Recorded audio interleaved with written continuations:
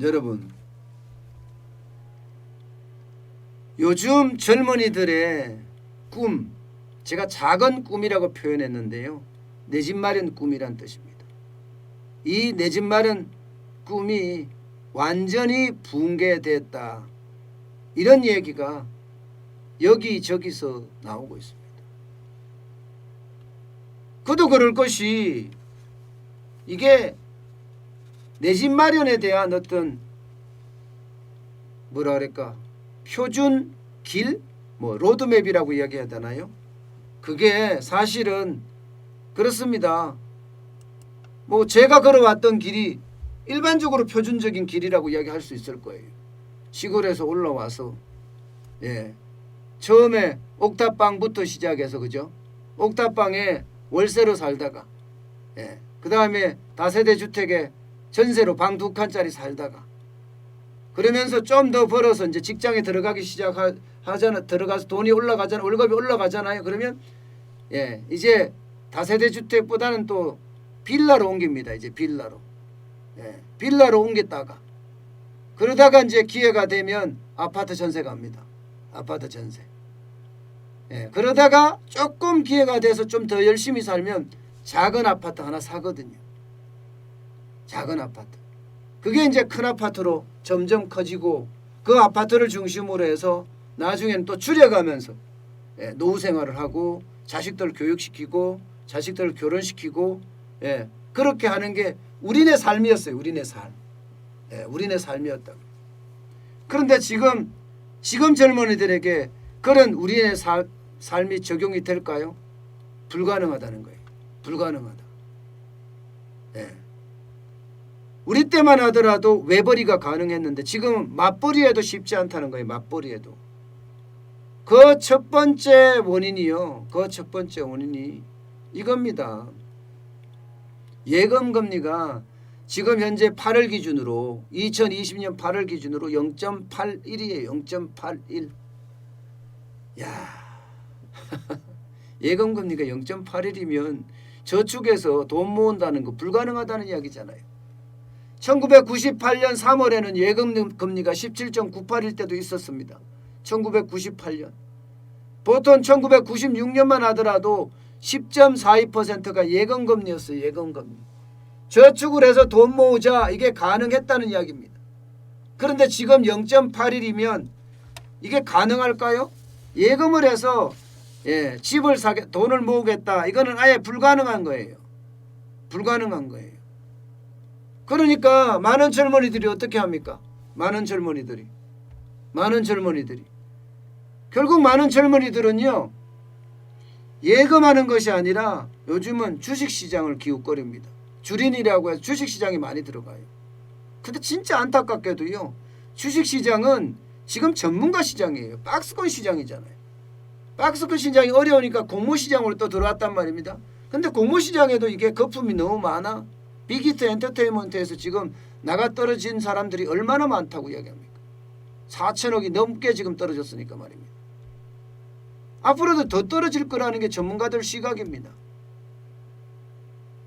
돈은 벌어야 되겠고 그래서 집을 사야 되겠는데 돈은 벌 데가 없으니 예금이 이러니까 결국은 많은 친구들이 주식시장, 자산시장으로 자꾸 몰리고 있지만 과연 집을 살 수 있을 것이냐?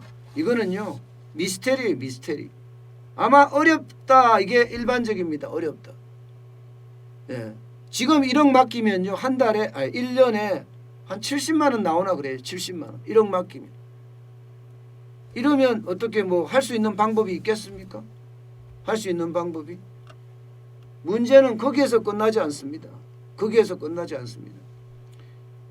젊은이들이 살 수 있는 전세는 완전히 씨가 말랐습니다. 씨가. 전세는 씨가 마르고요. 월세는 급등할 만큼 급등했어요. 이 기울기 보세요, 여러분. 기울기. 월세가 얼마나 급등했는지 그 기울기를 보면 와우, 엄청나죠? 이거는 가파른 절벽이 아니라 아주 깎아지르는 절벽이에요. 깎아지르는 절벽.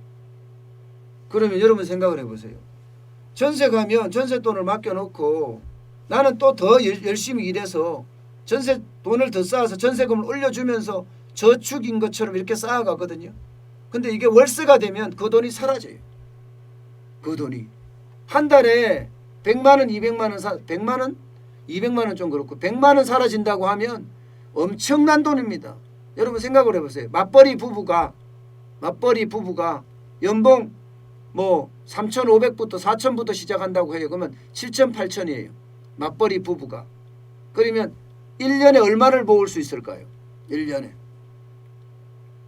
연봉 7,000, 8,000 맞벌이 부부가 했을 때 1년에 최대한 모을 수 있는 금액은요. 2,500에서 3,000만 원 정도 된다고 합니다. 그런데 그때 아이가 있으면 더 든다고 해요. 아이가 있으면. 아이가 없는데도 그렇게 많이 못 모은다는 거예요. 물가가 너무 비싸고 둘이 벌어도 쉽지 않다는 이야기입니다. 그런데 여기 월세까지 낸다고 생각을 해보세요. 월세까지 내면 한 달 1년에 말입니다. 아무리 적어도 5, 600만 원, 좀 많게는 7, 800만 원이 그냥 날아가는 거예요. 모을 수 있는 돈이. 모을 수 있는 돈이 그만큼 줄어든다는 이야기잖아요. 모을 수 있는 돈이. 여기에서 만약에 말입니다. 여기에 그나마 부모가 좀 보태주면 좀 나을 수도 있어요. 부모가. 그런데 부모가 보태줄 수 있는 부모가 그렇게 많지 않잖아요. 많지 않습니다. 워낙 지금은 물가도 많이 오른 데다가 집값도 많이 올랐기 때문입니다. 여러분 자산이 보면 요즘 젊은이들 돈 없어요. 진짜 돈 없어요.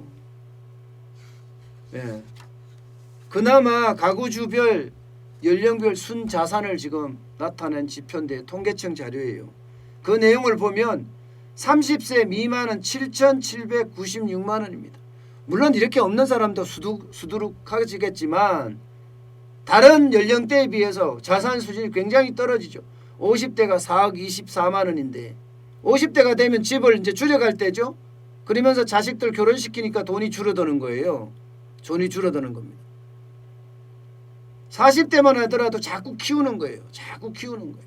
근데 30대는 상대적으로 지금 자산 수준이 굉장히 낮잖아요. 그러니까 30대들은 지금 멘붕에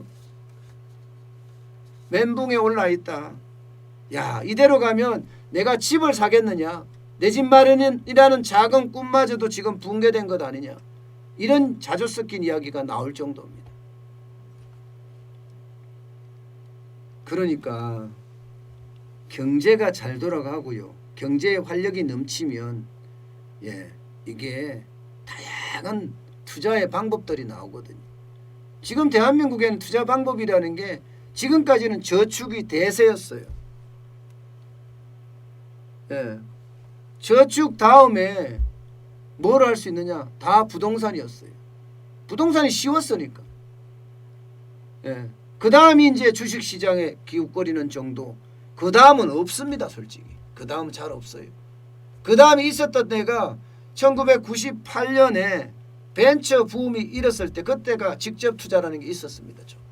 지금은 직접 투자 시장이 완전히 다 죽었어요. 모르겠어요. 정부가 지금 직접 투자 시장을 만들어낼지 모르겠지만 저는 직접 투자 시장을 만들어내는 게 가장 좋은 경제 활력의 해법이라고 생각하거든요. 벤처 투자 때는 그렇게 직접 투자 시장이 많이 열렸단 말입니다. 지금은 그런 모르겠어요. 또 간접 투자 상품 한국판 뉴딜이라고 나온다는데 글쎄요. 간접 투자에 지금 확을 띄웠는데 할까요? 직접 투자도 어렵지만 간접 투자는 한 단계 더 어렵습니다. 그 펀드 매니저가 어떤 짓을 할지 모르기 때문이에요. 문제는 앞으로도 제로금리는 계속 갈 거라는 겁니다. 미국이 2023년까지라고 그랬죠. 제로금리로 가는 거. 우리도 뭐 버금가게 따라가야 될 거예요. 그렇게 되면 과연 젊은이들이 20대가 앞으로 30대가 도대체 어디를 투자해서 어떻게 해서 자기 꿈을 실현할지 그건 정부의 몫이거든요. 정부의 몫. 지금대로 부동산에서는 어떻게 할 수 있는 방법이 없어요. 이제. 왜냐고요? 30대 미만 돈이 없어요. 부동산을 살 수 있는 힘이 안 돼. 영끌에서 산다고 하는데 이거 한번 무너지면 그 꿈마저도 다 무너집니다. 이제. 그러니까 실질적으로 투자할 수 있는 그런 판을 만들어줘야 되는데 참 정부가 그런 판을 못 만들고 있다는 게 참 안타깝습니다.